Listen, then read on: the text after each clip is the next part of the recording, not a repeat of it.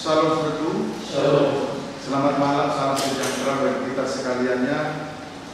Kita bersyukur kepada Tuhan karena Tuhan masih memberi kesempatan bagi kita untuk mengusahakan dan memelihara ibadah kaum muda remaja sebagaimana biasanya. Biarlah kiranya Tuhan memberkati kita.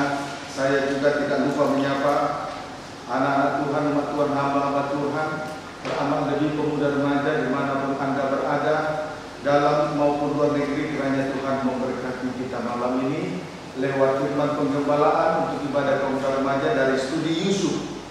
Kejadian pasal 41 ayat 46.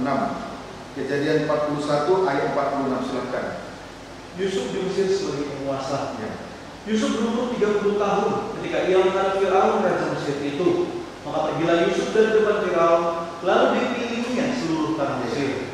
Perhatikan kalimat lalu dikelilinginya lah seluruh tanah Mesir.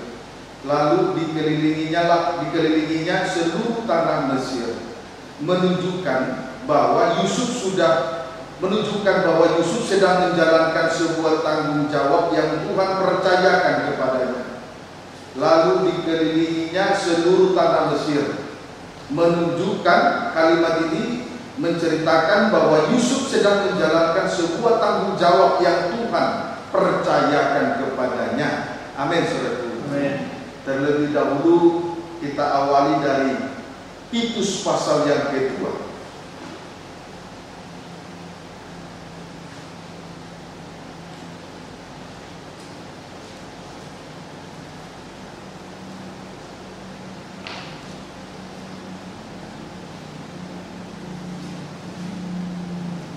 Titus pasal yang kedua ayat 6 sampai dengan ayat yang ke-10. Silakan. Demikian firman Tuhan. Ya, buat judulnya perikop. Kewajiban orang tua, pemuda dan hamba. Ya, kewajiban pemuda dan hamba. Terus Demikian juga orang-orang muda. orang-orang muda. Terus Nasihatilah mereka Ya. supaya mereka menguasai diri dalam segala hal. menguasai diri dalam segala hal. Terus Dan jadikanlah dirimu sendiri suatu teladan dalam menjadi teladan dalam berbuat baik. Terus hendaklah kamu jujur dan bersungguh-sungguh dalam pengajaranmu.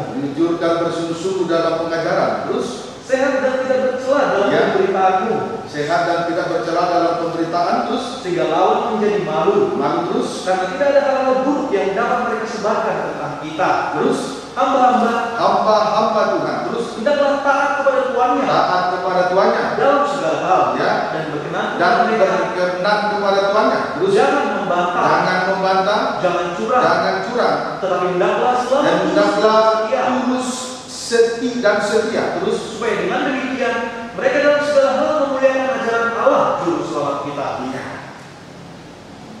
kewajiban seorang hamba dan seorang muda di hadapan Tuhan. Kewajiban seorang hamba dan seorang muda di hadapan Tuhan yaitu menguasai diri dalam segala hal dan menjadi teladan dalam berbuat baik. Saya ulangi, kewajiban seorang hamba dan kewajiban seorang muda. Titik 2 ialah menguasai diri dalam segala hal dan menjadi teladan dalam berbuat baik. Menjadi teladan dalam berbuat baik. Kiranya itu nyata dalam kehidupan kita sehari-hari. Amin, saudaraku. Amin. Kita seorang muda dan juga yang sudah melayani, kiranya menguasai diri dalam segala hal, berarti tidak mudah dipengaruhi oleh hal-hal yang tak suci. Kemudian menjadi teladan dalam berbuat baik dalam segala hal dimanapun kita berada. Amin, saudaraku. Amin. Saudaraku, sekalipun ada kesempatan untuk berbuat dosa zina dengan istri Potifar, namun Yusuf tetap berada di dalam penguasaan diri. Amin, saudaraku. Amin. Namun Yusuf tetap di dalam penguasaan diri. Kalau inilah yang disebut benar yang murni. Benar yang murni. Kalau benar karena tidak ada kesempatan untuk berbuat dosa zina, itu bukan benar murni. Jadi benar yang murni itu sekalipun ada kesempatan untuk berbuat dosa zina dengan istri Potifar, namun Yusuf tetap berada di dalam penguasaan diri. Ya, amin, saudaraku. Puji Tuhan. Kemudian Yusuf menjadi teladan dalam berbuat baik. Kemudian Yusuf juga menjadi teladan dalam berbuat baik. Dari sejak strip pertama di rumah Yakub ayahnya, strip yang kedua maupun ketika di rumah Potifar, strip yang ketiga bahkan pada saat di penjara sekalipun, tetap Yusuf dimanapun Yusuf berada tetap menjadi teladan dalam hal berbuat baik. Ya, amin saudaraku. Amin. Puji Tuhan. Syarat di dalam menguasai diri dan menjadi teladan dalam berbuat baik. Syarat di dalam menguasai diri dan menjadi teladan dalam berbuat baik. Tadi kita sudah baca ya. Amin saudaraku. Amin. Jujur dan sungguh-sungguh dalam pengajaran. Jujur dan sungguh-sungguh dalam pengajaran. Kemudian sehat dan tidak bercela dalam pemberitaan. Jujur dan sungguh-sungguh dalam pengajaran.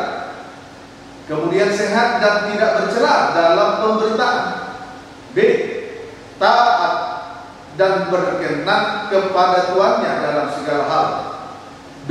Taat dan berkenan kepada tuannya dalam segala hal. Dalam segala hal berarti strip pertama jangan membantah. Dalam kurung tidak dikuasai oleh roh pendurhakaan. Strip yang kedua jangan curang.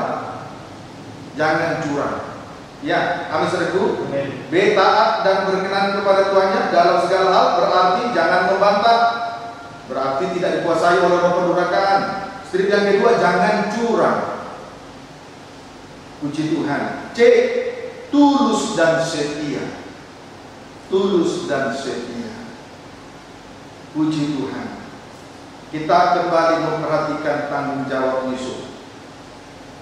Kita kembali memperhatikan tanggung jawab Yusuf. Kejadian 41 ayat 47 sampai 48. Kejadian 41 ayat 47 sampai dengan ayat 48. Silakan. Demikian firman Tuhan. Ya.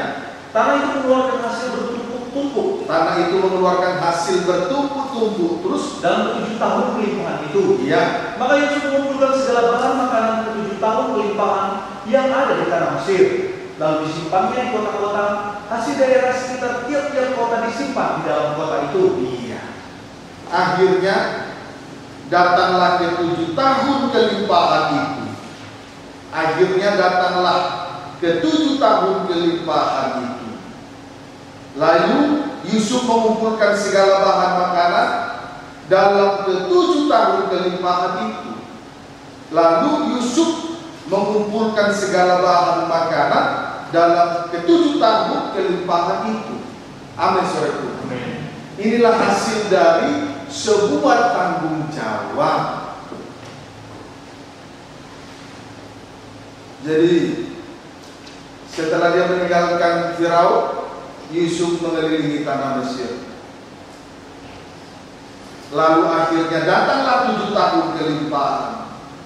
Datanglah 7 tahun kelimpahan. Lalu ia mengumpulkan segala bahan makanan dalam ke-7 tahun kelimpahan itu. Inilah hasil dari sebuah tanggung jawab. Amin saudaraku. Amin. Puji Tuhan. Kejadian 41 ayat 49. Ayat 49. Demikianlah Yusuf menimbun gandum seperti pasir di laut. Ya. Sangat banyak. Sangat banyak terus sehingga orang berhenti menghitungnya. Ya. Karena memang tidak terhitung. Iya. Yusuf menimbun gandum seperti pasir di laut sehingga orang berhenti menghitungnya. Kesimpulannya, mimpi Firaun telah tergenapi. Kesimpulannya, mimpi Firaun telah tergenapi. Persis seperti apa yang diartikan oleh Yusuf. Persis seperti apa yang telah diartikan oleh persis seperti yang telah diartikan oleh Yusuf. Amin saudaraku. Amin. Puji Tuhan. Kejadian 41 ayat 29 sampai 32. Kejadian 41 ayat 29 sampai 32 baca. Ketahuilah tuanku, ya, akan datang 7 tahun kelimpahan di seluruh tanah Mesir. Akan datang 7 tahun kelimpahan di seluruh tanah Mesir. Terus kemudian akan timbul 7 tahun kelaparan. Inilah arti rohani dari mimpi Fir'aun. Diartikan oleh Yusuf, kemudian akan timbul 7 tahun kelaparan, terus Maka akan dilupakan segala kelimpahan itu di tanah Mesir. dilupakan segala kelimpahan, terus Karena kelaparan itu mengurus keringan negeri ini. Terus sesudah itu akan tidak kelihatan lagi bekas-bekas sesudah itu kelimpahan akan tidak kelihatan lagi bekas-bekas kelimpahan. Terus di negeri ini karena kelaparan itu. Terus sebab sangat hebat kelaparan itu. Terus sampai 2 kali mimpi itu diulangi bagi tuanku Fir'aun. Berarti hal itu telah ditetapkan oleh Allah dan Allah akan segera melakukannya. puji Tuhan. Yusuf memberitahukan arti kedua mimpi Fir'aun. Yusuf mengartikan kedua mimpi Fir'aun, yaitu strip pertama akan ada 7 tahun kelimpahan di seluruh tanah Mesir. Strip yang kedua, kemudian akan timbul 7 tahun kelaparan sesudah 7 tahun kelimpahan. Amin, saudaraku. Amin. Nah, dampak negatif 7 tahun kelaparan. Dampak negatif 7 tahun kelaparan titik 2, melupakan 7 tahun kelimpahan. Dampak negatif 7 tahun kelaparan, melupakan 7 tahun kelimpahan. Bahkan bekas-bekas 7 tahun kelimpahan tidak kelihatan lagi. Sebab 7 tahun kelaparan itu sangat hebat mengurus keringkan negeri Mesir. Amin, saudaraku. Amin. Sebab 7 tahun kelaparan itu sangat hebat mengurus keringkan negeri Mesir. Amos 8 ayat 11.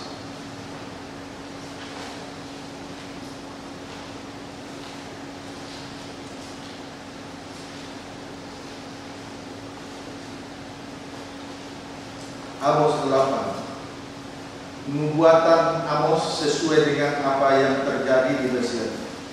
Amos 8 ayat 11 terlebih dahulu. Demikianlah firman Tuhan. Ya. Lapar dan haus. Ya, Sesungguhnya waktu akan datang. ya. Demikianlah firman Tuhan Allah. Perhatikan waktu akan datang loh ya, sesuai dengan firman Tuhan Allah. Terus, Aku akan mengirimkan kelaparan ke negeri ini. ya, Bukan kelaparan akan makanan. bukan kelaparan akan makanan, terus Dan bukan kehausan akan air. bukan haus karena air, terus Melainkan akan mendengarkan firman Tuhan. puji Tuhan.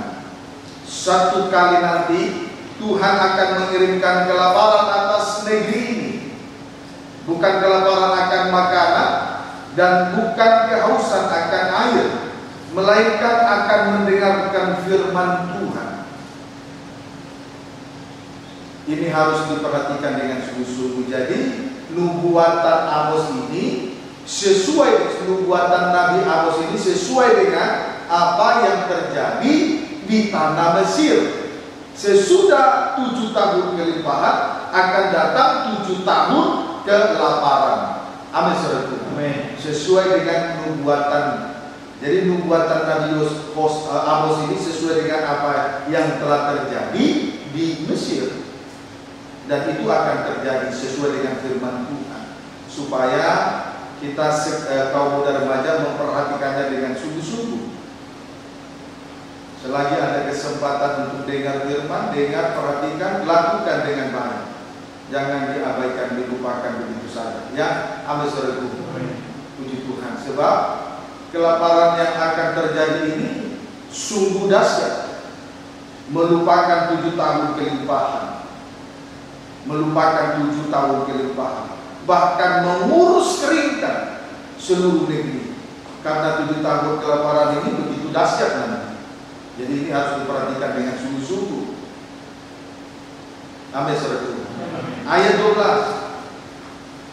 Mereka akan membara dari laut ke laut, Ya. dan menjelajah dari utara ke timur, Ya. untuk mencari firman Tuhan, Ya. tetapi tidak mendapatnya. Iya. Orang-orang akan mencari firman Tuhan tetapi tidak mendapatkannya. Akhirnya orang-orang akan berusaha berjuang mencari firman Tuhan tetapi tidak mendapatkannya. Kecuali 2 ajaran lain. Kecuali menemukan 2 ajaran lain, yaitu A. Mengembara dari laut ke laut, B. Menjelajah dari utara ke timur. Saya ulangi, pada saat lapar dan haus terjadi atas seluruh negeri, orang-orang akan mencari firman Tuhan tetapi tidak akan mendapatkannya kecuali menemukan dua ajaran lain, yaitu mengembara. Strip pertama mengembara dari laut ke laut, strip yang kedua menjelajah dari utara ke timur. Puji Tuhan. Sekarang kita akan melihat dua ajaran ini tentang mengembara dari laut ke laut. Tentang mengembara dari laut ke laut, menunjuk antikris dan ajarannya. Mengembara dari laut ke laut, menunjuk antikris dan ajarannya. Wahyu 13 ayat 1.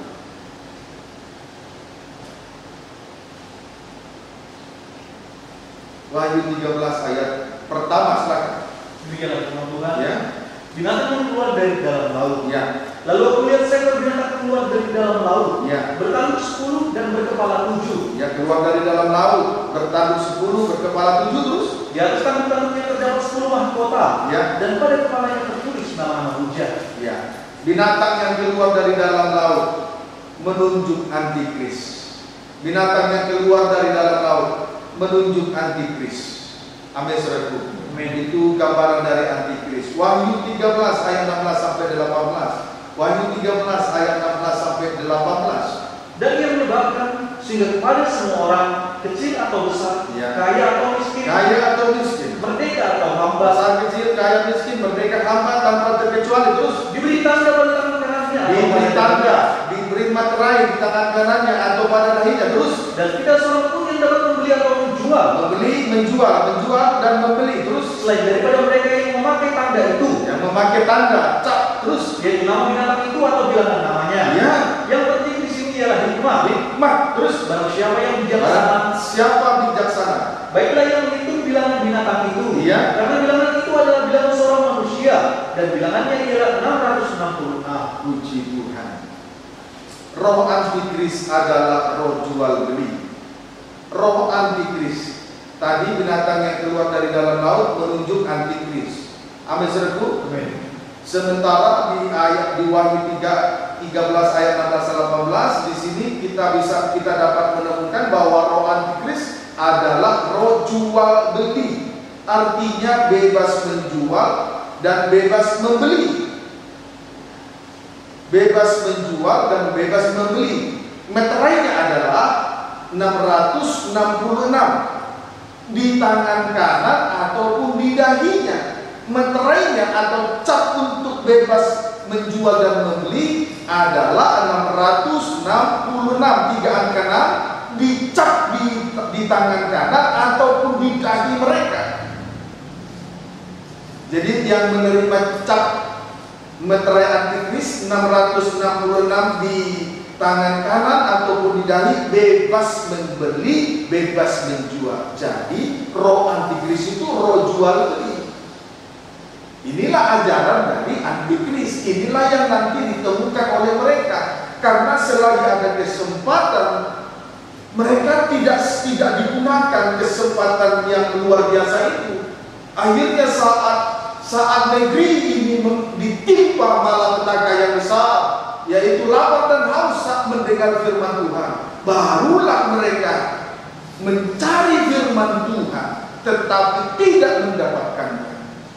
Yang didapatkannya dua ajaran lain, yaitu mengembara dari laut ke laut dan menjelajah dari utara ke timur.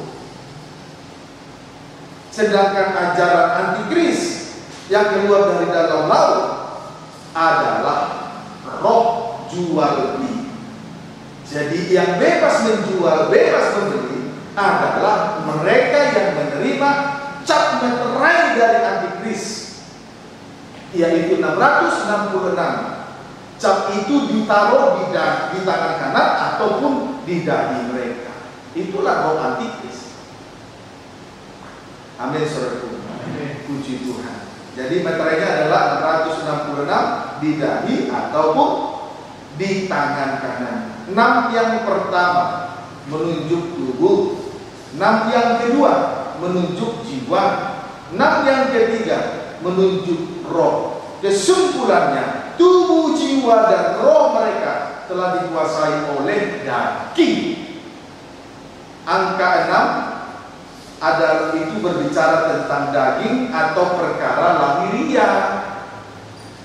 Amin, saudara. Amin. Puji Tuhan. Jadi mereka yang sudah menerima cap meterai antikris 666 menunjukkan bahwa tubuh, jiwa, dan roh mereka telah dikuasai oleh daging. Sebab angka 6 itu berbicara tentang daging dengan segala perkara-perkara lahiriah. Matius pasal 6 ayat 31. Injil Matius 6 ayat 31 sampai dengan 32.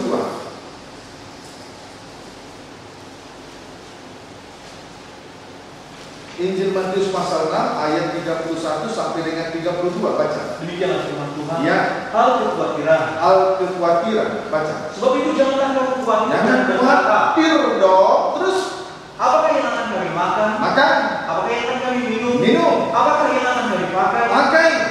Terus Semua itu dicari bangsa-bangsa yang tidak mengenal bangsa asing yang tidak mengenal Allah.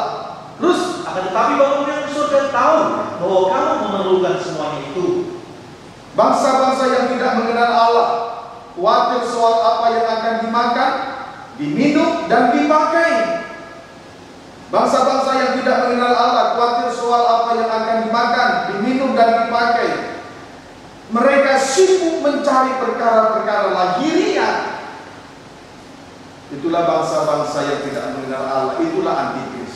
Sibuk mencari perkara-perkara lahiriah. Sibuk berurusan dengan urusan daging saja. Itulah roh jual beli. Itulah roh antikris. Amin, saudara. Amin. Puji Tuhan. Wahyu 13 ayat 15.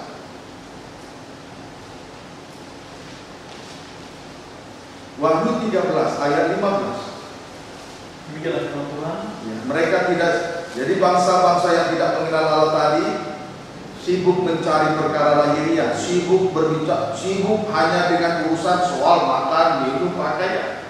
Tidak sibuk mencari kerajaan surga. Itulah roh jual beli. Amin, saudara. Itulah roh antikris. Jadi rohnya antikris itu roh jual beli. Hanya soal bicara tentang yang lahiriah. Apa yang akan dimakan, apa yang diminum, apa yang dipakai, itu saja. Puji Tuhan. Haleluya. Mereka tidak sibuk mengumpulkan seberapa firman Tuhan yang disampaikan.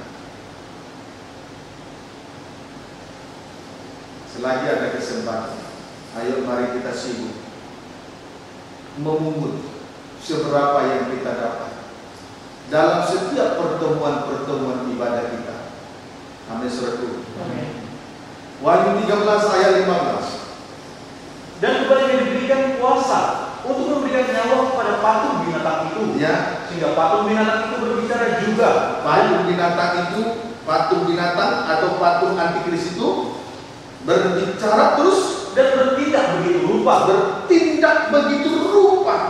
Dia bisa melakukan segala sesuatu terus Sehingga semua orang sehingga semua orang tanpa terkecuali besar kecil tua muda laki-laki perempuan hamba merdeka terus yang tidak menyembah patung binatang itu dibunuh. orang-orang yang telah menerima cap meterai antikris yaitu 666 di tangan kanan ataupun di dahi mereka itu akan menyembah patung binatang itu. Sebab patung binatang itu berbicara dan bertindak begitu rupa. Jadi mereka yang telah dikuasai oleh roh antikris berarti menerima cap meterai 666 di tangan kanan ataupun di dahi. Satu kali nanti akan menyembah patung binatang atau patung antikris itu. Sebab patung binatang itu berbicara dan bertindak begitu rupa. Dia dapat melakukan, patung itu dapat berbicara dan dapat bertindak dan melakukan segala sesuatu apa yang dia mau. Amin, saudaraku. Amin. Puji Tuhan. Tadi kita sudah melihat bahwa roh antikris adalah roh jual beli. Berarti patung binatang itu adalah uang. atau mammon yang digunakan untuk menjual dan membeli. Amin, saudaraku. Tadi kita sudah melihat bahwa roh antikris adalah roh jual beli. Berarti patung yang berbicara itu atau patung binatang itu yang dapat berbicara dan bertindak begitu rupa adalah uang. Memang pada suatu saat nanti, pada akhirnya nanti, saudaraku, pasar akan terjadi pasar tunggal. Ekonomi ini, roda perekonomian ini akan dikendalikan oleh antikris. Dimulai dari awal mulanya ini nanti adalah pasar bebas. Pasar bebas. Kalau sudah tercapai ke pasar bebas, artinya dari satu negara kepada negara yang lain bebas berjual dan beli, maka otomatis mata uangnya juga akan satu. Maka uang inilah yang disebut patung yang dapat berbicara dan bertindak begitu rupa, mengatur segala sesuatu roda kehidupan manusia.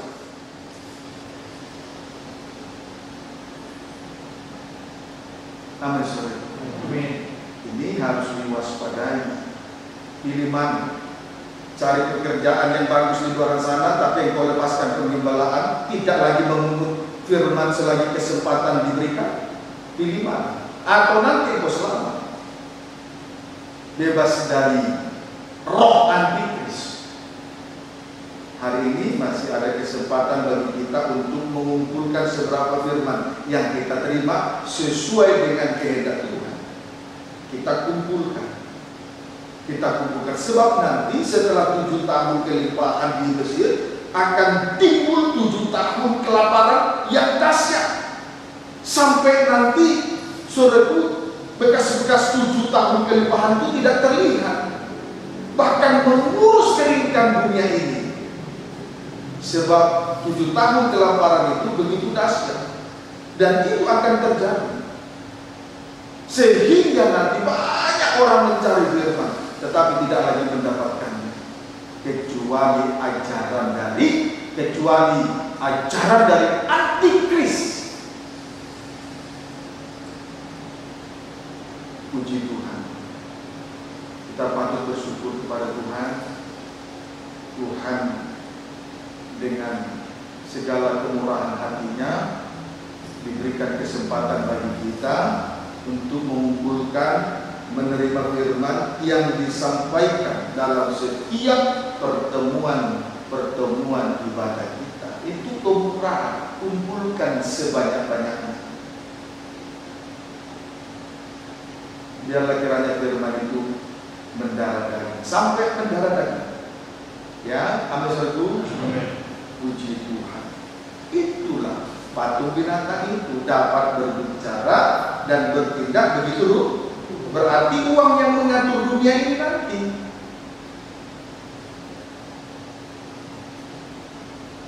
Amin, saudaraku. Puji Tuhan. Kemudian tentang menjelajah dari utara ke timur. Tentang sampai tadi sudah mengerti tentang ajaran daripada antikris sudah.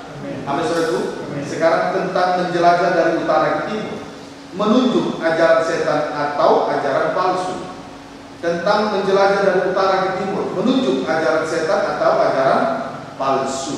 Wahyu 13 ayat 11. Wahyu 13 ayat 11. Baca Tuhan. Ya. Binatang yang keluar dari dalam bumi. Binatang yang keluar dari dalam bumi, menjelajah dari utara ke timur, bukan mengembara ya dari laut ke laut, tapi menjelajah di darat dari utara sampai ke timur. Terus dan kemudian seekor binatang lain keluar dari dalam bumi, daratan, terus dan bertanduk dua seperti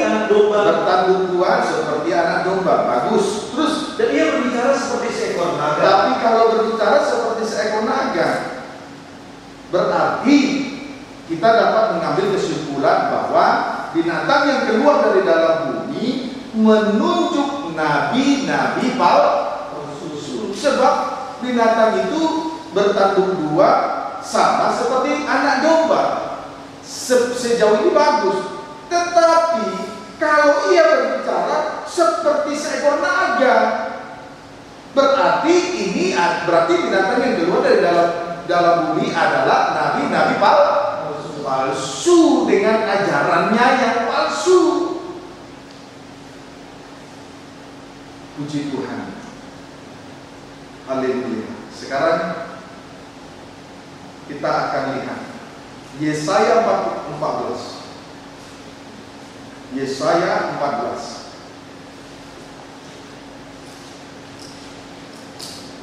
Yesaya 14 ayat 13 sampai dengan ayat 14. Yesaya 14 ayat 13 sampai dengan ayat 14. Silakan Yesus. Demikianlah firman Tuhan. Ya. Engkau yang tadinya berkata dalam hatimu. Ya, tadinya berkata dalam hati. Terus, aku hendak naik ke langit. Hendak naik ke langit. Aku hendak mendirikan tahta. Mengatasi bintang-bintang Allah. Tapi tujuannya hanya untuk mengatasi bintang-bintang Allah. Terus, dan aku hendak duduk di atas bukit pertemuan. Kemudian hendak duduk di atas bukit pertemuan, jauh di sebelah utara. Di sebelah utara. Ayat 14. Aku hendak naik mengatasi ketinggian awan-awan. Hendak naik mengatasi ketinggian awan-awan. Terus hendak menyamai yang maha tinggi. Hendak menyamai yang maha tinggi. Puji Tuhan. Saudaraku, bintang timur putra fajar disebut juga dengan Lucifer. Bintang timur putra fajar disebut juga Lucifer. Mendirikan tahtanya di sebelah utara.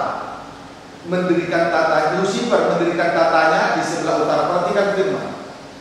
Lucifer mendirikan tatanya jauh di sebelah utara, ya. Apa saudaraku?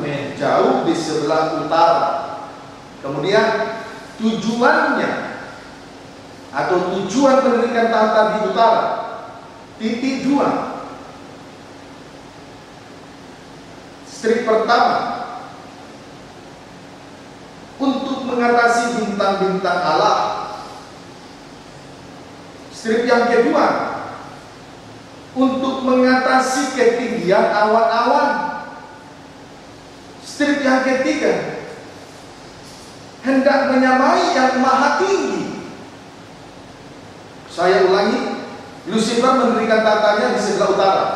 Tujuannya titik 2. Strip pertama, untuk mengatasi bintang-bintang Allah. Strip yang kedua, mengatasi ketinggian awan-awan. Strip yang ketiga, hendak menyamai yang maha tinggi.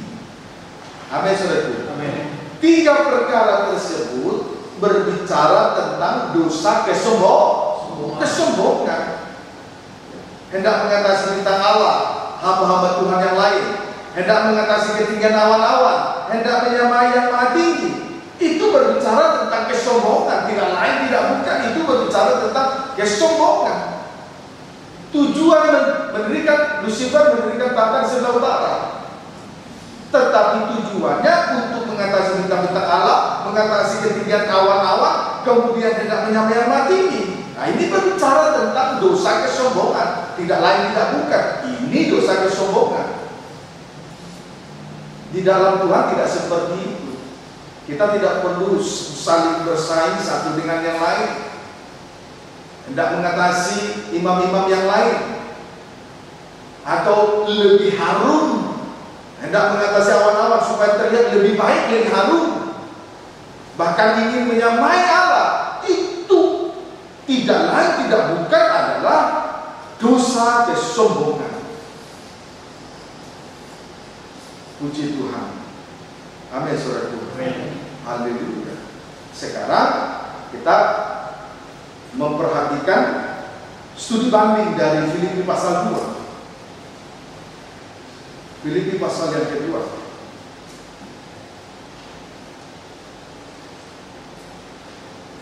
Ayat 8 sampai dengan ayat 10.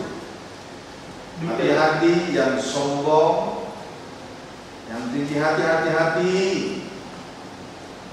Jangan ada di antara kita ingin melebihi dari yang lain, terutama lebih pelayan-pelayan.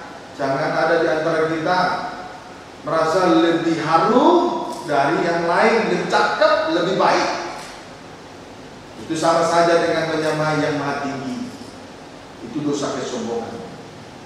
Filipi pasal 2 ayat 8 sampai 10. Baca. Nasihat supaya bersatu dan merendahkan diri seperti Ya. Kristus. Dan dalam keadaan sebagai manusia, Keadaan sebagai manusia, ia telah merendahkan dirinya dan taat sampai mati. taat sampai mati, terus Bahkan sampai mati di kayu salib. bahkan sampai mati di kayu salib. Ayat 9. Itulah sebabnya Allah sangat meninggikan dia. Dia ditinggikan. Terus apa merendahkan diri? Dia akan ditinggikan. Terus Dan mengaruniakan kepadanya nama di atas segala nama. Terus supaya dalam nama Yesus supaya dalam nama Yesus bertekuk lutut bertekuk lutut segala yang ada di langit segala yang ada di langit dan yang ada di atas segala yang ada di atas bumi dan yang ada di bawah dan bumi. yang ada di bawah bumi. Puji Tuhan. Di sini kita melihat sebagai manusia Yesus telah merendahkan dirinya dan taat sampai mati, bahkan sampai mati di kayu salib. Amin. Amin. Sehingga Allah titik 2. Strip pertama meninggikan dia. Sebab siapa yang merendahkan diri akan ditinggikan. Sejauh mana kita merendahkan diri, sejauh itulah Tuhan meninggikan kita. Amin, saudaraku. Amin. Strip yang kedua, mengaruniakan nama di atas segala nama kepada Yesus. Kepada Yesus dikaruniakan nama di atas segala nama. Titik. Garis baru tujuannya supaya dalam nama Yesus bertekuk lutut segala yang ada. Supaya dalam nama Yesus bertekuk lutut segala yang ada.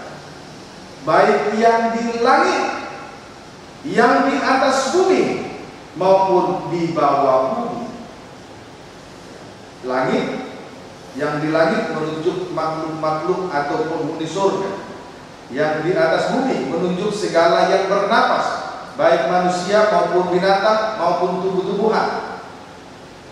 Strip yang ketiga, baik yang di bawah bumi menunjuk alam berzah, tempat arwah-arwah atau setan-setan.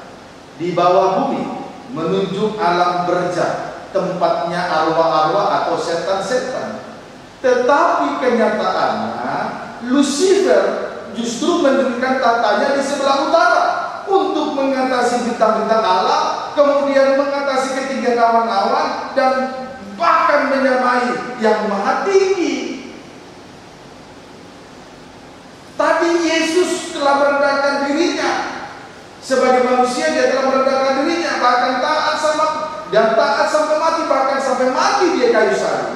Sehingga Allah meninggikan dia. Siapa yang merendahkan diri akan ditinggikan. Tuhan akan meninggikan. Barang siapa merendahkan diri akan ditinggikan. Sejauh mana kita merendahkan diri, sejauh itulah Tuhan meninggikan kita. Kemudian Tuhan selanjutnya mengaruniakan kepadanya nama di atas segala nama. Tidak ada nama lain di kolong langit ini selain nama Yesus yang sanggup menyelamatkan manusia. Tetapi kita melihat Lucifer, saudaraku, mendirikan tatanya di sebelah utara untuk mengatasi bintang Allah, ketinggian awan-awan, menyamai yang maha tinggi. Bukankah itu dosa kesombongan? Seharusnya segala yang bernapas di langit, di bumi, dan di bawah bumi harus bertekuk lutut. Sebab dia telah merendahkan diri dan mati di atas kayu salib. Sehingga Tuhan meninggikan dia setinggi-tingginya. Sejauh mana dia direndahkan. Tidak berhenti sampai di situ. Tuhan juga mengaruniakan nama di atas segala nama, supaya segala yang bernapas di langit, di bumi, di bawah bumi bertekuk lutut. Tapi Lucifer tidak.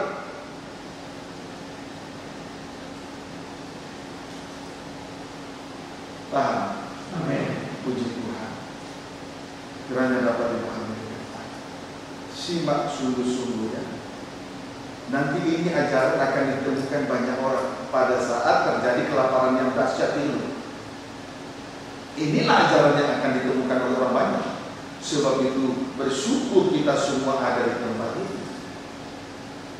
Selagi Tuhan memberi kesempatan kepada kita untuk mengumpulkan firman Tuhan sebanyak mungkin, sejauh mana Tuhan memberikan firman-Nya dalam setiap pertemuan-pertemuan ibadah kepada kita semua. Manakala kekeringan, kelaparan yang hebat terjadi menimpa atas negeri ini, kita sudah siap sedia. Kita sudah memiliki perbekalan yang berlimpah-limpah.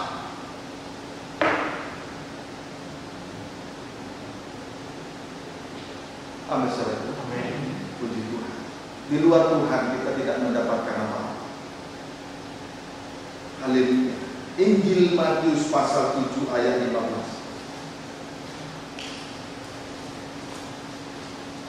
Injil Matius pasal yang ke-7 ayat 15. Injil Matius pasal 7 ayat 15. Baca. Demikianlah firman Tuhan. Lihat binatang yang keluar dari dalam bumi ya, menjelajah dari utara ke timur tadi ya. Amin saudaraku. Itulah nabi palsu. Matius pasal 7 ayat 15. Terus hal pengajaran yang sesat. Ya. Waspadalah terhadap nabi-nabi palsu yang datang kepadamu. Nabi palsu datang kepadamu terus dengan menyamar seperti domba. Tadi seperti domba, bertanduk dua. Terus tetapi sesungguhnya mereka adalah serigala yang buas. Binatang yang buas.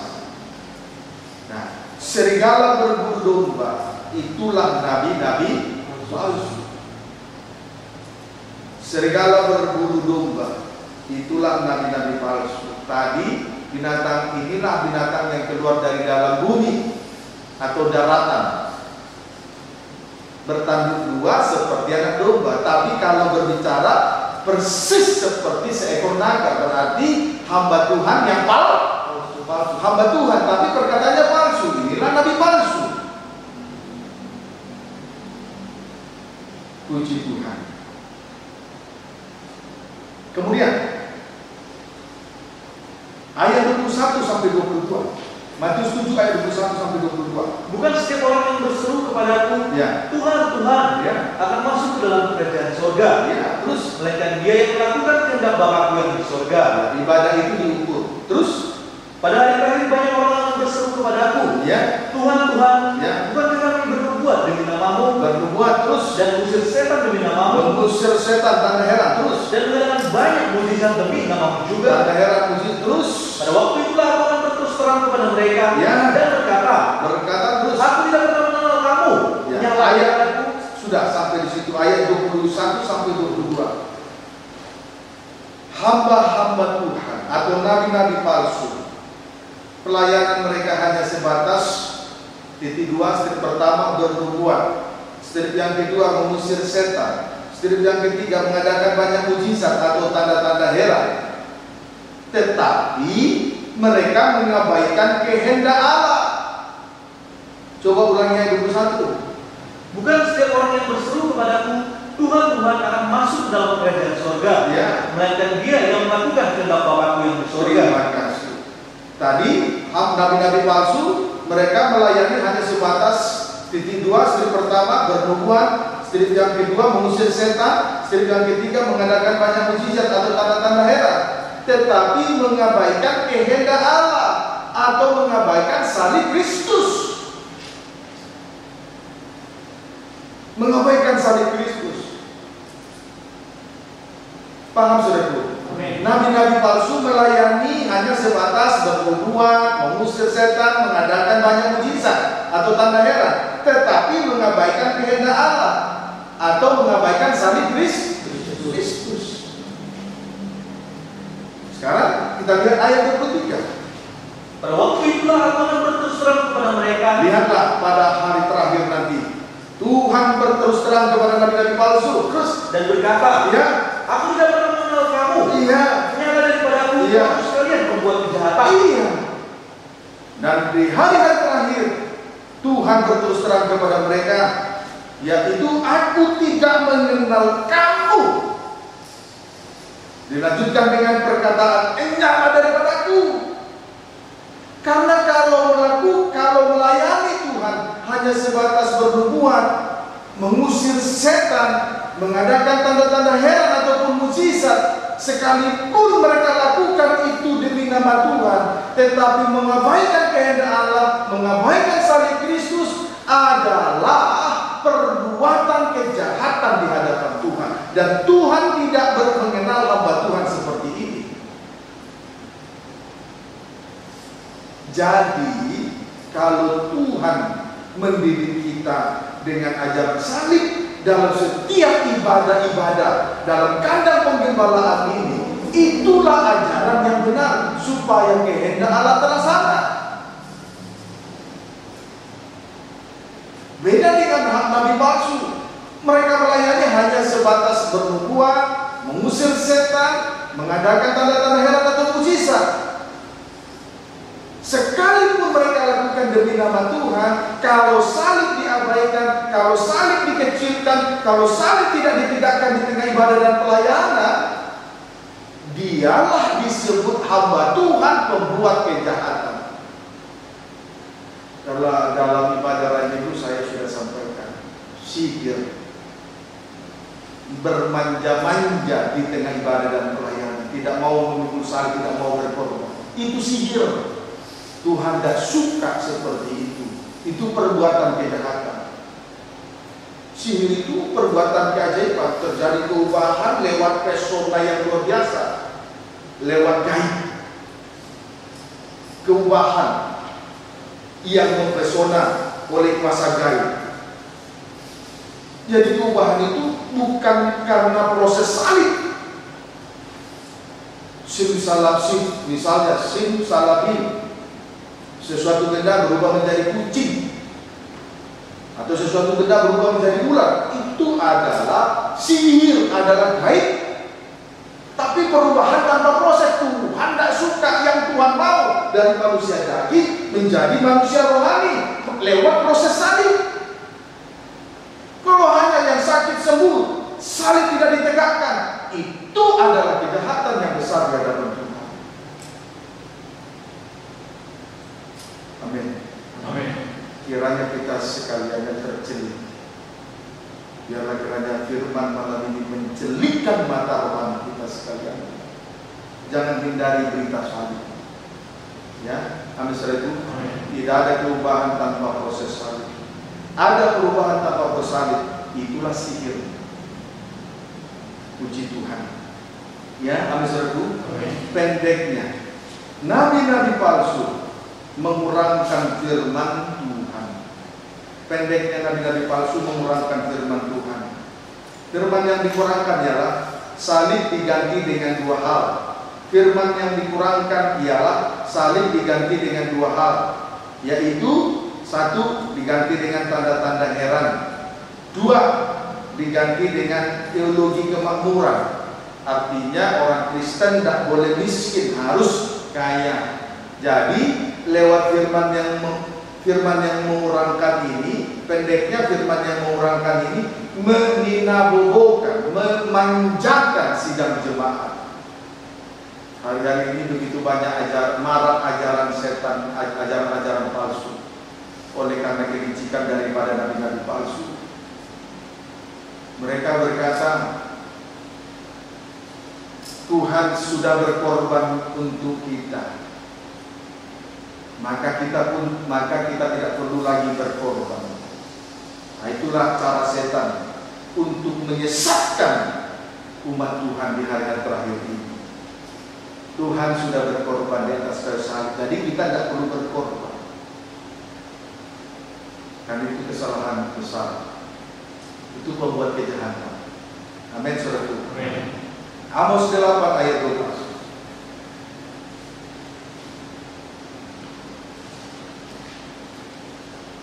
Amos 8 ayat 12, baca.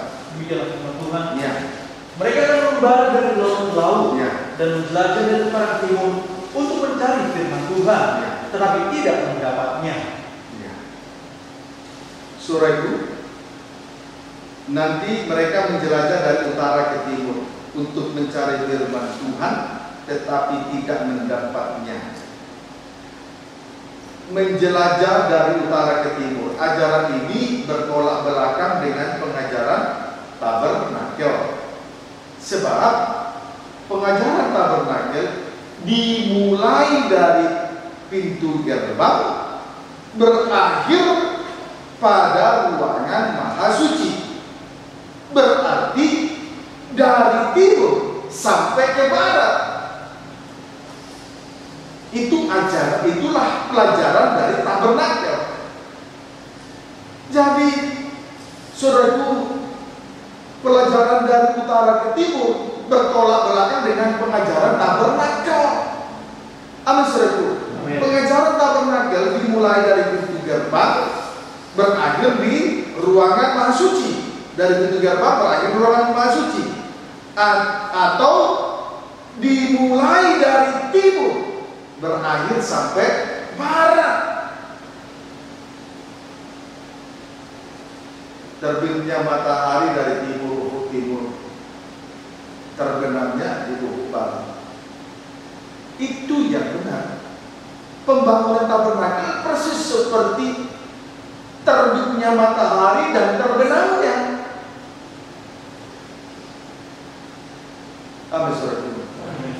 Timur menunjuk pintu gerbang, sama dengan percaya. Jadi dimulai dari percaya. Timur menunjuk pintu gerbang, sama dengan percaya kepada Tuhan Yesus Kristus sebagai Tuhan dan Juru Selamat. Kemudian barat menunjuk ruangan maha suci, sama dengan sempurna. Itulah mempelai wanita Tuhan. Amin, saudara.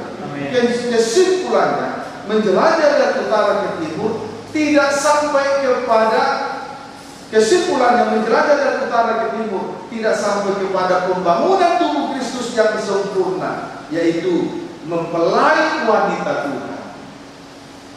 Tidak terwujudnya pembangunan tubuh Kristus yang sempurna, tidak menjadi mempelai wanita Tuhan. Padahal sasaran akhir dari ibadah pelayanan kita di atas muka bumi adalah pesta nikah anak domba. Sedangkan mukjizat mengusir setan, tanda-tanda heran, itu bagian dari pelayanan Yesus selama 3,5 tahun. Amin, saudara. Bukan puncaknya. Akibat mengembara dari laut ke laut dan menjelajah dari utara ke timur. Sekarang kita akan lihat akibat mengembara dari laut ke laut dan menjelajah dari utara ke timur. Amos 8 ayat 13 sampai 14. Pada hari itu akan berbalesu anak-anak darah yang cantik. Berbalesu anak-anak darah terus, dan anak-anak teruna. Dan anak teruna karena lapar dan haus terus. Mereka yang bersumpah demi Asimah, ya, Dewi Samaria. Dewi Samaria terus. Dan yang berkata, demi Allahmu yang hidup, hai Dan, ya, serta demi Dewa kekasihmu yang hidup, hai Beersheba, ya, mereka itu akan rebah dan tidak akan bangkit lagi. Puji Tuhan. Pada hari itu rebah lesu anak-anak darah dan teruna-teruna.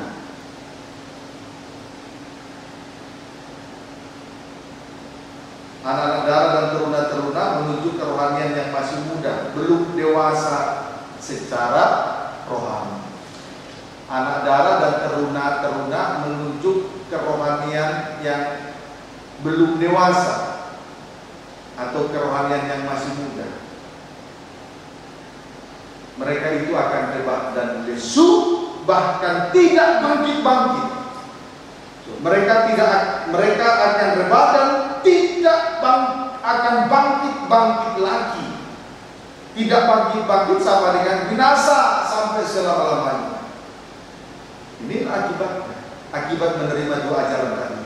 Sekarang saya mau tanya, mau pilih mana? Mengumpulkan firman Tuhan sesuai dengan seberapa banyak yang Tuhan sediakan dalam pertemuan ibadah, atau kita tinggalkan hanya untuk mencari kepuasan, tetapi pada suatu kali nanti Tuhan akan mengirimkan suatu kelaparan yang dahsyat di atas negeri ini, sehingga pada saat terjadi kelaparan yang dahsyat, orang akan mencari makanan dan mencari firman Tuhan kemana-mana, dan tidak mendapatkannya selain menemukan dua ajaran tadi. Amin, saudara. Mengembara dari laut ke laut, itulah ajaran Nabi Yesus. Menjelajah dari utara ke timur, itulah ajaran nabi-nabi palsu. Puji Tuhan. Saya kira patutlah kita bersyukur kepada Tuhan dengan pengertian-pengertian ini. Setelah kita memperoleh pengertian, tinggal kita praktekkan di hadapan Tuhan. Maka dalam setiap pertemuan ibadah, kita perhatikan sungguh-sungguh untuk selanjutnya dilakukan, bukan untuk dilupakan, diabaikan begitu saja. Sehingga saya ulangi sekali lagi, manakala kelaparan yang dasar itu menimpa negeri ini, kita sudah memiliki perbekalan yang berlimpah-limpah.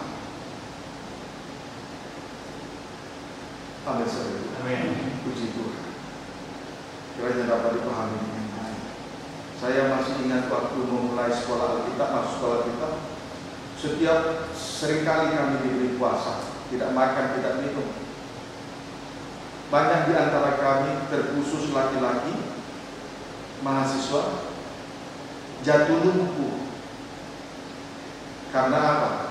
Kakinya semakin mengecil. Karena tidak ada lagi asupan-asupan. Sampai akhirnya dia lumpuh. Tidak bisa berbuat apa-apa. Tetapi saya waktu itu, sekalipun badan saya semakin mengecil dan kurus, masih ada kekuatan. Karena selama saya bekerja, banyak asupan-asupan yang masuk di dalam tubuh atau raga saya ini. Mereka yang tidak mendapatkan asupan-asupan pada saat terjadi kelaparan, lumpuh, tidak bisa berbuat apa-apa. Amin. Puji Tuhan.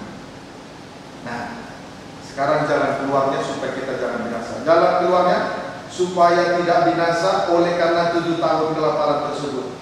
Jalan keluarnya supaya tidak binasa oleh karena 7 tahun kelaparan tersebut. Kita kembali membaca Kejadian 41. Kejadian 41 ayat 33 sampai 36. Kejadian 41 ayat 33 sampai 36. Baca. Demikian firman Tuhan. Ya. Oleh sebab itu, ya, baiklah Tuhan Firaun mencari seorang yang berakal budi dan bijaksana. Berakal budi dan bijaksana, minggu lalu telah saya sampaikan. Terus, dan mengangkatnya menjadi kuasa atas tanah Mesir. Menjadi kuasa atas Mesir. Ayat 34. Terus, baiklah juga Tuhan Firaun berbuat begini. Ya. Yang menempatkan penilik-penilik atas negeri ini. Menempatkan penilik-penilik.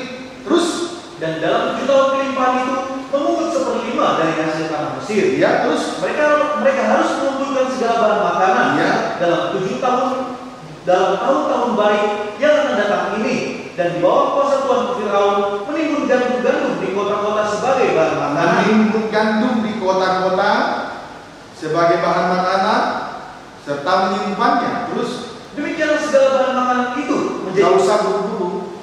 Baca. Demikianlah segala bahan makanan itu menjadi persediaan untuk negeri ini dalam 7 tahun kelaparan yang akan terjadi di tanah Mesir, supaya negeri ini jangan binasa karena kelaparan itu. Supaya negeri ini jangan binasa karena kelaparan itu. Saudaraku, Yusuf memberi pandangan dan suatu pengertian kepada Firaun. Yusuf memberi masukan atau pandangan dan suatu pengertian kepada Firaun supaya manusia jangan binasa oleh karena kelaparan yang akan terjadi. Yusuf memberi pandangan, memberi masukan lewat suatu pengertian kepada Firaun supaya manusia jangan binasa oleh karena kelaparan yang akan terjadi. Puji Tuhan, malam ini lewat berita firman Tuhan, firman penggembalaan untuk ibadah kaum remaja tentang studi Yusuf, memberi suatu pengertian. Pandangan itu memberi suatu pengertian bagi kita semua, sehingga dengan demikian kita beroleh pengertian, mengerti tentang rencana Allah dalam hidup kita pribadi lepas pribadi atas dunia ini dari timur sampai ke barat, timur, barat, utara, selatan. Amin. Puji Tuhan, kita mengerti. Berita firman yang kita terima adalah suatu pandangan-pandangan yang baru, sehingga kita boleh memperoleh pengertian, pemahaman yang baru, sehingga kita juga tidak binasa bersama-sama dengan dunia ini. Ya, Abu Suratu. Pandangan dan pengertian Yusuf kepada Firaun. Pandangan-pandangan dan pengertian Yusuf kepada Firaun, yaitu mengangkat seorang yang berakal budi dan bijaksana, mengangkat seorang yang berakal budi dan bijaksana menjadi kuasa atas tanah Mesir. Mengangkat seorang yang berakal budi dan bijaksana menjadi kuasa atas tanah Mesir. B. Menempatkan penilik-penilik. B. Menempatkan penilik-penilik atas seluruh tanah Mesir.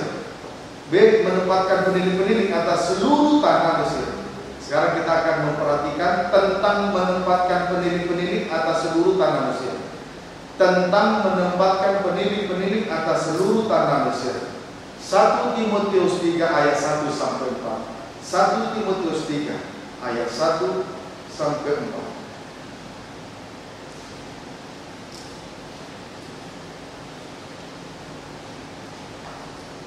1 Timotius 3 ayat 1 sampai dengan ayat yang keempat. Baca. Demikianlah firman Tuhan. Ya. Syarat-syarat bagi pendiri jemaat. Perhatikan baik-baik. Benarlah perkataan ini. Ya. Orang yang menghendaki jabatan pendiri jemaat menginginkan pekerjaan yang indah. Menginginkan pekerjaan yang indah. Ayat 2. Karena itu pendiri jemaat haruslah seorang yang tak bercacat. Ya. Suami dari satu istri. Ya. Dapat menahan diri. Bijaksana. Sopan. Suka memberi tumpangan. Cakap mengajar orang. Bukan peminum. Bukan pemarah. Melainkan peramah. Tapi peramah. Terus mendamai. Bukan hamba uang. Terus seorang kepala keluarga yang baik. Disegani. Dan dihormati oleh anak-anaknya. Ini penilik jemaat. Syarat penilik jemaat. 1. Tak bercacat. 1. Tak bercacat dalam kurung jasmani rohaninya. Amin saudaraku. Amin. 2. Suami dari satu istri. Dalam kurung istrinya tidak boleh dibuang. Jadi hamba Tuhan tidak boleh istrinya dua ya. Amin saudaraku. Amin. Itu penilik ya. Jadi kalau lihat hamba Tuhan istrinya dua, berarti tidak sesuai, tidak layak jadi penilik jemaat. Amin saudaraku. Amin. 3. Dapat menahan diri dalam kurung penguasaan diri. 4. Bijaksana.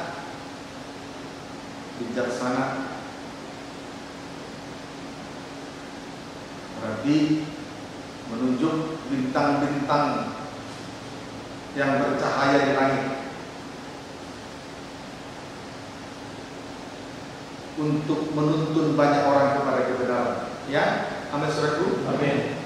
Kemudian yang kelima, sopan. Berarti memiliki etika dan tata kerama, memiliki aturan-aturan hidup, tidak urakan. Amin saudaraku, tidak urakan. Ya. Kemudian yang ke-6, suka memberi tumpangan.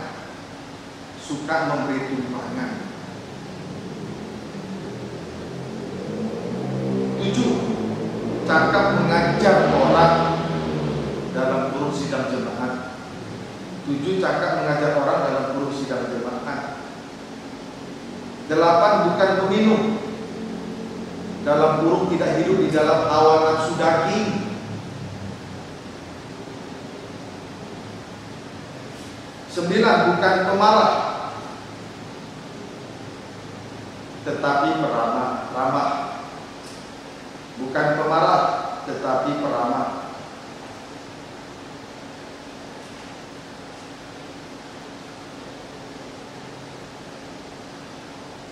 9.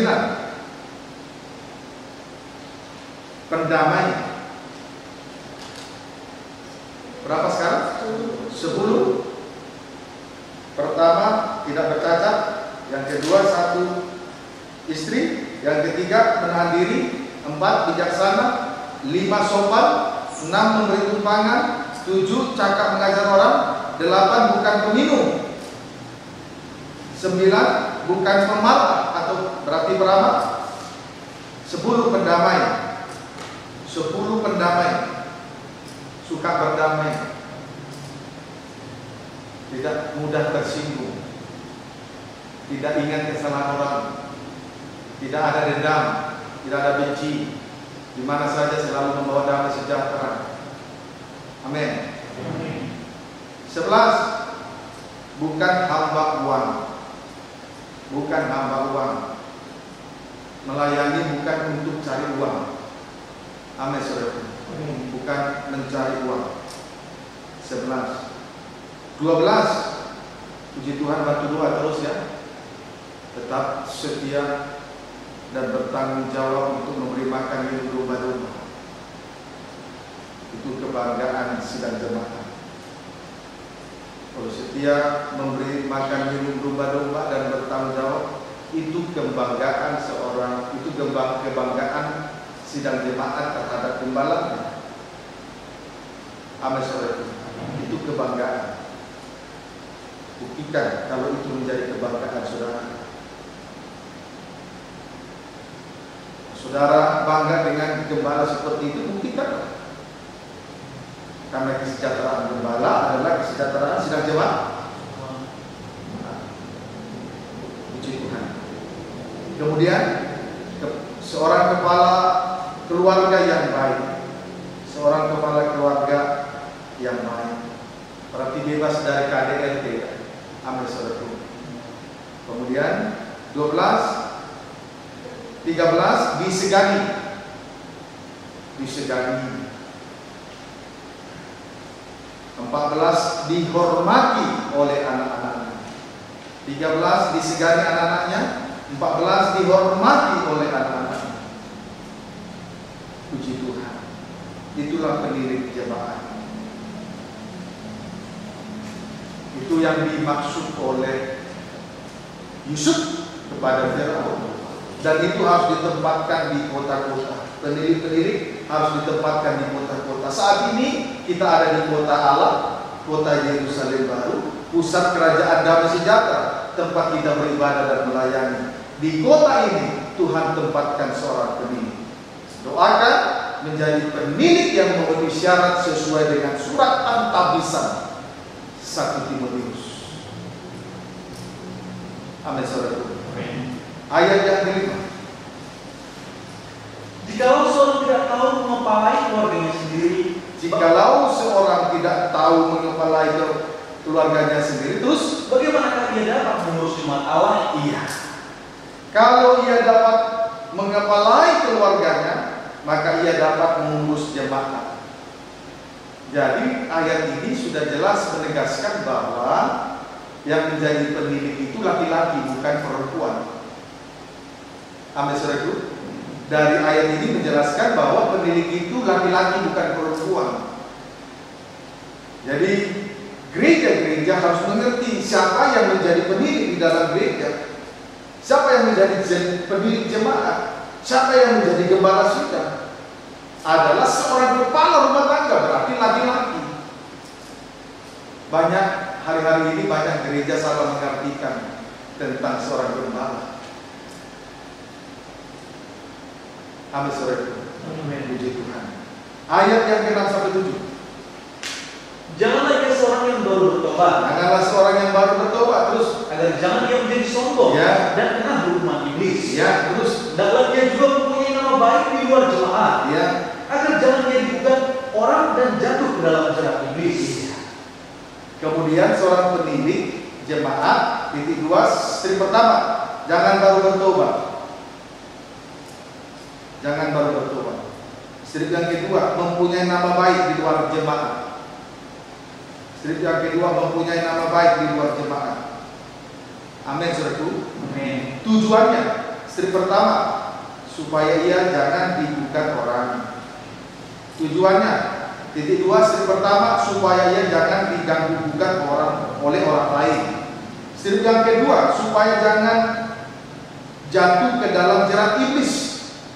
Strip yang kedua, supaya jangan jatuh ke dalam jerat iblis, yaitu kebebasan dunia. Seorang penilik jemaat tidak boleh menginginkan kebebasan dunia, tidak boleh melepaskan ibadah, melepaskan diri dari tawanan roh hanya untuk menginginkan kebebasan dunia, sebab itu adalah jerat iblis. Sidang jemaat juga teramat lebih imam-imam, jangan menginginkan, jangan berusaha melepaskan diri dari tawanan roh hanya karena menginginkan kebebasan dunia saja. Itu jerat setan. Itu jerat setan. Ya, amin saudara. Amin. Puji Tuhan. Itulah sekilas tentang penilik. Itulah yang diinginkan oleh Yusuf kepada Firaun supaya ditempatkan di kota-kota seluruh tanah Mesir. Kita saat ini ada di kota Allah, pusat kerajaan damai sejahtera, beribadah dan melayani Tuhan. Tuhan kirimkan seorang penilik. Doakan terus supaya sesuai dengan surat At-Tabisan, yaitu Timotius tadi. Ya, amin saudara. Kalau saudara bangga, buktikan kebanggaan itu. Puji Tuhan. Kejadian 41.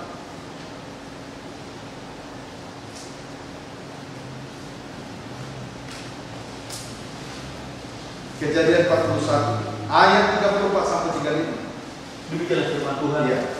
Baiklah juga Tuanku Firaun berbuat begini, Ya. yang menempatkan penilik-penilik atas negeri ini lurus, dan dalam 7 tahun kelimpahan itu Ya. memungut 1/5 dari hasil tanah Mesir. Ya. Mereka harus mengumpulkan segala bahan makanan dalam tahun-tahun baik yang akan datang ini, Ya. dan di bawah kuasa Tuanku Firaun menimbun gandum di kota-kota sebagai bahan makanan serta menyimpannya. Puji Tuhan. Pekerjaan dari seorang penilik.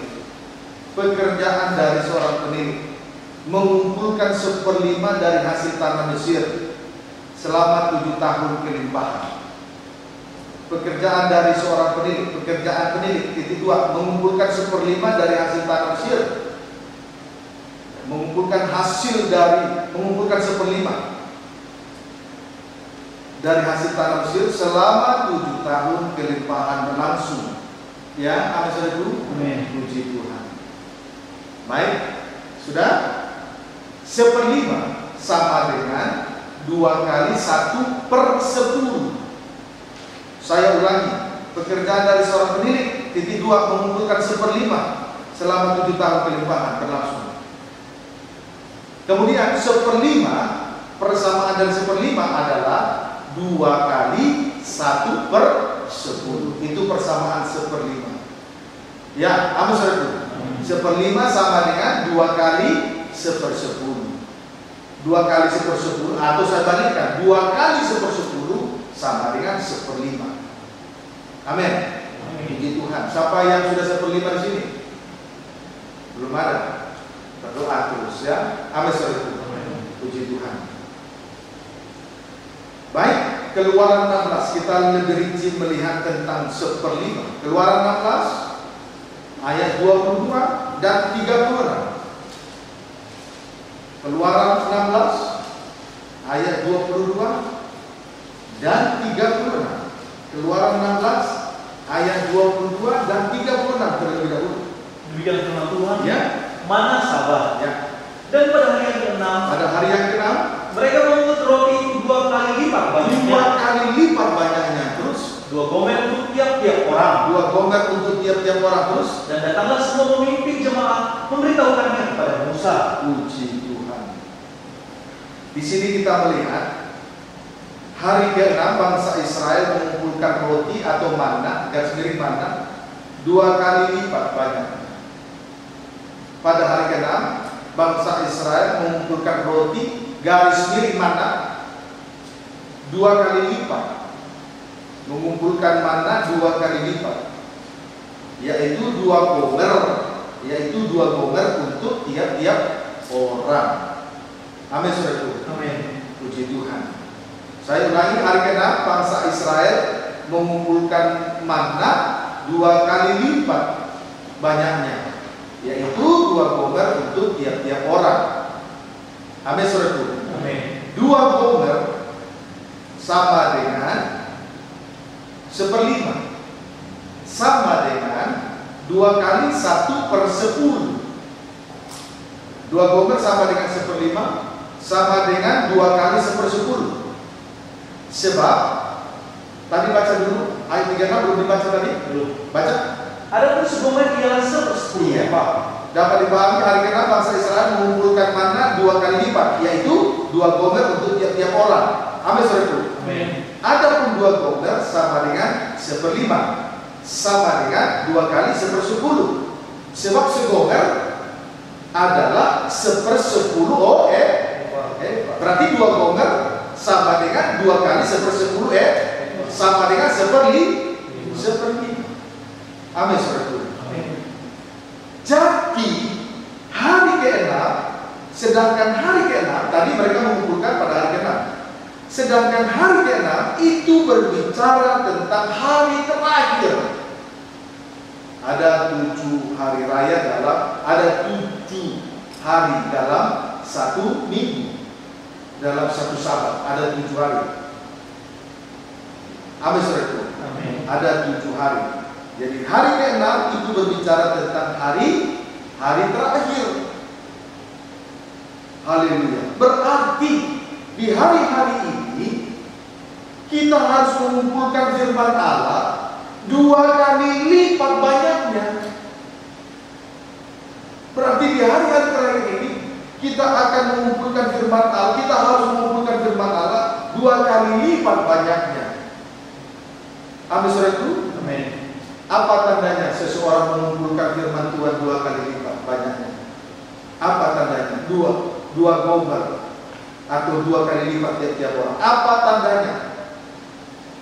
Seseorang mengumpulkan firman Tuhan 2 kali lipat banyaknya. Tandanya adalah pengorbanannya 2 kali lipat. 1/10 yang dipersembahkan 2 kali lipat. Mendengar firman juga caranya 2 kali lipat. Sikap mendengar firman Tuhan, sikap yang baik dengan sikap 2 kali lipat baiknya saat dengar firman. Mengasihi Tuhan juga 2 kali lipat. Dalam segala perkara berkorban 2 kali lipat. Itu tanda seseorang mengumpulkan 2 gomer tiap-tiap orang. Amin, saudaraku. Amin, puji Tuhan. Haleluya. Jadi mengasihi Tuhan lebih dari waktu-waktu yang lalu. Merendahkan diri juga 2 kali lipat, berarti lebih dari waktu-waktu yang lalu. Itu tanda kalau seseorang sudah mengumpulkan firman Tuhan 2 kali lipat. Tidak mungkin kalau orang mendengar firman, kalau seseorang mengumpulkan firman Tuhan dengan firman yang sederhana, firman yang sedikit, sikapnya juga ya sesuai dengan berita firman yang dia terima. Tidak mungkin dia dapat berkorban 2 kali lipat sementara dia hanya menerima firman Tuhan 1-2 ayat lalu ditambahkan dengan cerita Isaac Jacob.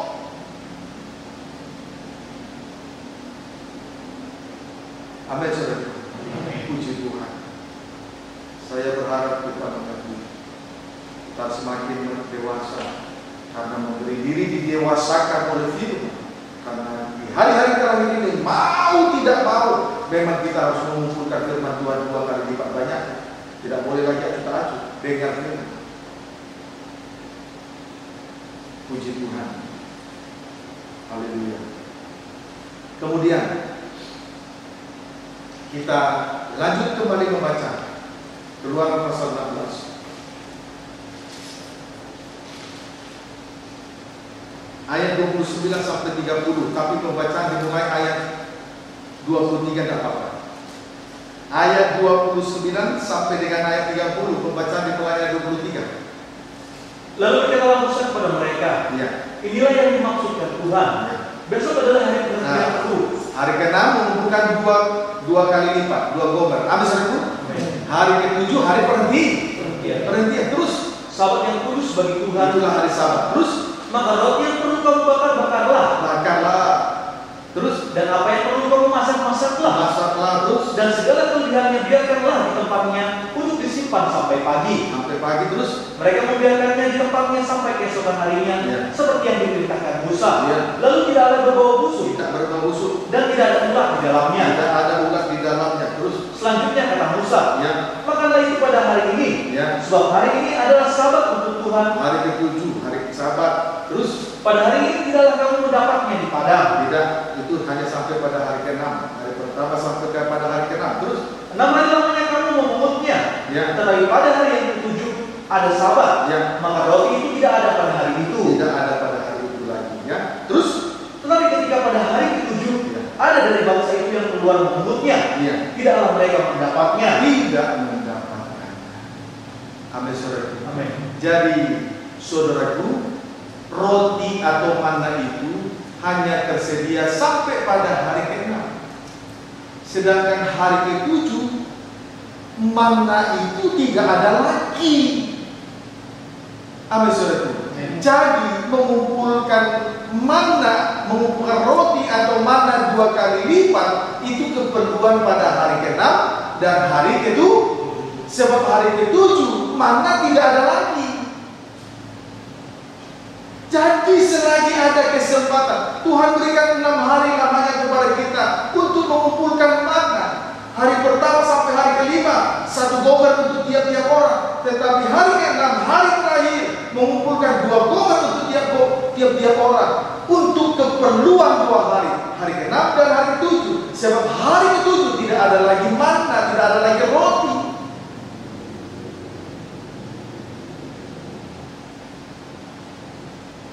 Sehingga pada saat terjadi kelaparan yang hebat mengurus keringkan negeri Mesir, pada saat itulah orang mencari firman Tuhan tapi tidak lagi mendapatkannya.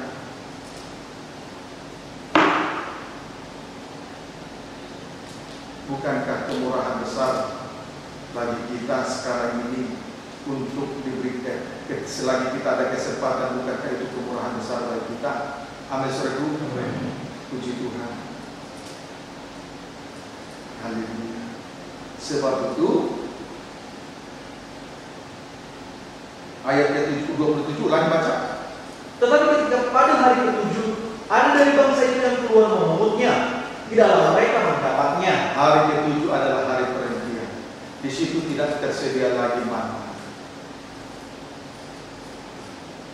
Kesempatan untuk mengumpulkan manna adalah hari pertama sampai dengan hari ke-6. Hari pertama sampai hari ke-5 1 gomer untuk setiap orang. Tapi hari ke-6 itu berbicara tentang hari terakhir, mengumpulkan manna 2 kali lipat untuk keperluan 2 hari, hari ke-6 dan hari ke-7. Sebab hari ke-7 tidak ada lagi manna. Jadi jangan keras kepala, jangan keras hati, jangan sombong, jangan angkuh, jangan acuh tak acuh, jangan membenarkan diri untuk melepaskan diri dari karena penggepalaan.